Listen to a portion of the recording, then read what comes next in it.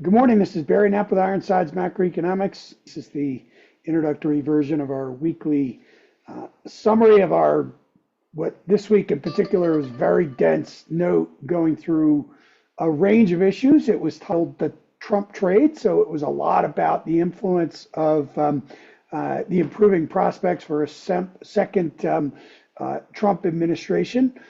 We then went on to really dig into the potential for a third bear steepening Treasury market shock, a significant move higher in longer term rates. We then talked about the aggregate policy setting.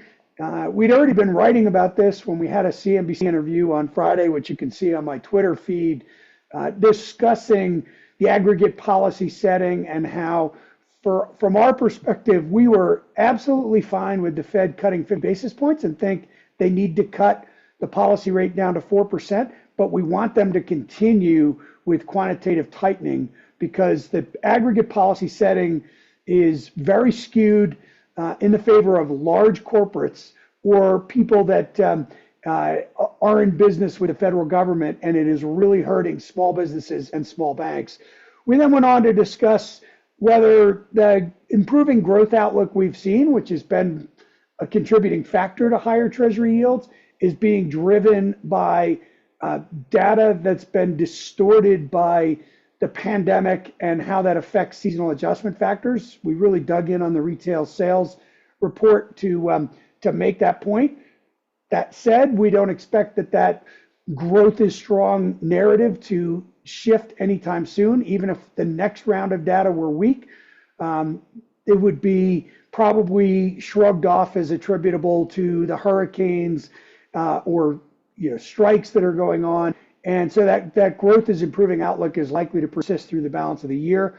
We then talked about China's challenges, Chinese real estate market, the paradox of thrift that's taking place, all the sittings because of house prices falling 1% per month right now, exports shrinking over time globally, and how China can't export their way out of their economic woes right now, and then wrapped it up with some thoughts about the energy sector, financial sector, and how it's unlikely we're going to get a growth scare related correction between now and the end of the year. So broadly, we think we're in a bond bear market very similar to the 1951 to 81 period. We've got very similar monetary and fiscal policy, tightening monetary policy as they unwind the balance sheet, and but increasingly easier fiscal policy, which creates inflation and means we have higher bond yields over time, with the only thing that interrupted it from 51 to 81 being recessions,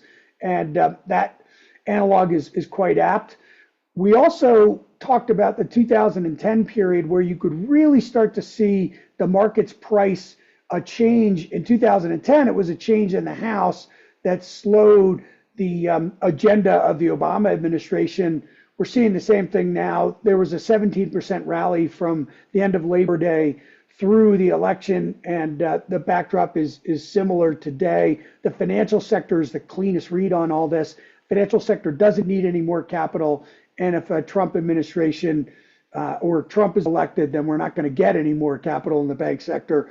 We actually don't think bank earnings were positive last week. In fact, the profitability metrics look like they've gone down, even on banks like JP Morgan. So, that's the broad Trump trade. The real issue is what happens to government spending next year. And in the note, we really dig into the reconciliation process and how, in order to make the Tax Cuts and Jobs Act permanent, the Trump administration would need to cut spending. We think getting spending reduced from its current 24% level of relative to GDP back to 20% is actually more probable with a Republican sweep than it would be with a mixed government, a Harris administration with a Republican Senate, for example. It's certainly not in the case of a blue sweep. We wouldn't get any spending cuts. So that, for us, is the real key issue for next year. But between now and then, we think the bond vigilantes will play a role in forcing the government to start dealing with excessive spending. So again, if you want more on that aggregate policy setting and how to think about that, please go to our Twitter feed and look at the CNBC clip. from Friday. We had a pretty robust discussion with Steve Leisman and Kelly Evans about this. As I said, we don't think that the growth outlook is really improving all that much, but nor do we think the narrative is going to change anytime soon. And that means it's highly unlikely we get a growth scare between now and the election.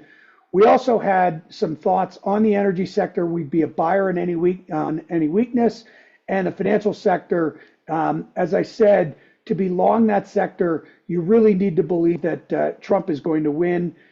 More capital would be a big negative for that sector. And finally, small caps have rallied on the idea that President Trump would help them. We would fade that. So that's it for me this week. Barry Knapp from Ironsides. Please consider becoming a full subscriber to Ironsides Macro. If you need a trial, send me an email. Let me know. Have a good week, everyone. Thank you.